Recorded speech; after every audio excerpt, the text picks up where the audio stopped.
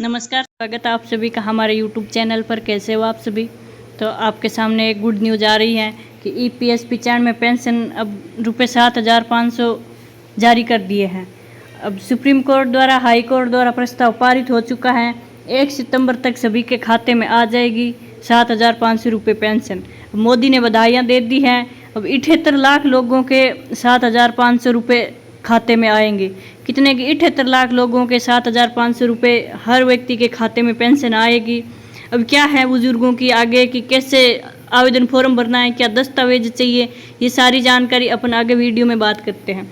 आगे बढ़ने से पहले आप वीडियो को लाइक शेयर सब्सक्राइब जरूर करें। तो चलिए अब अपन आगे बढ़ते हैं और देखते हैं कि क्या सरकार ने नई योजना लागू की है, वो देखते हैं। देखते हैं कि ईपीएफ न्यूज़, प्राइवेट नौकरी करने वालों को मिलेगी अब इतनी न्यूनतम पेंशन। अब जानिए कब तक लागू हो सकता है ये प्रस्ताव। तो ईपीएफओ मिनिमम पेंशन है, वो कर्मचारी भविष्य निधि संगठन वर्तमान में कर्मचारी पेंशन योजना के तहत न्यूनतम पेंशन में संभावित वृद्धि पर चर्चा कर रहा है।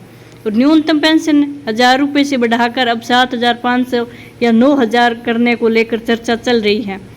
अगर यह प्रस्ताव पारित हो जाती हैं तो लागू हो जाता है तो प्राइवेट कर्मचारियों को इससे बहुत फ़ायदा मिलेगा।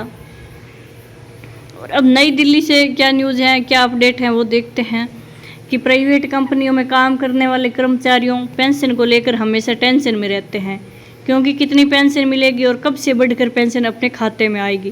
क्योंकि जिस तरह से सरकारी कर्मचारियों को रिटायर होने के बाद अच्छी खासी पेंशन मिलती है, उतनी ही प्राइवेट कर्मचारियों को नहीं मिलती। लेकिन अब खबर है कि प्राइवेट कंपनियों के में काम करने वाले कर्मचारियों को अब न्यूनतम पेंशन है वो ₹7,500 की मिलेगी। अभी यह ₹1,000 है, हालांकि इसे बढ़ाने को लेकर अब चर्चाओं का माहौल चल रहा है कि अब ₹7,500 करना है पेंशन को, क्योंकि ₹1,000 से अब खर्चा पानी नहीं चल पाता है।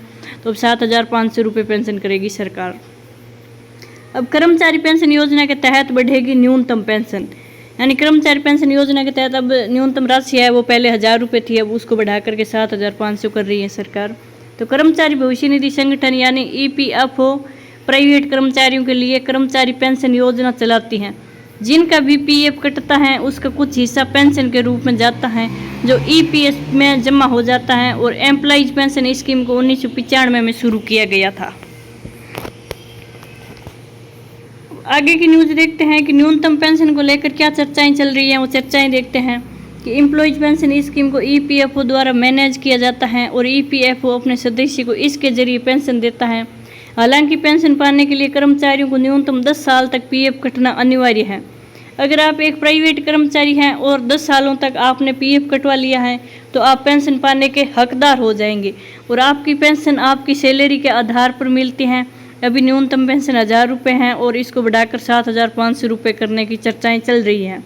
अब ईपीएफओ ने पूरी तैयारी कर ली है कि पेंशन कितनी बढ़ानी है, वो ईपीएफओ ने अब चर्चा कर ली है। तो मीडिया रिपोर्ट्स के अनुसार ईपीएफओ ने इसे लेकर पूरी तैयारी भी कर ली है और जल्द ही सरकार इस प्रस्ताव पर मुहर लगा सकती है।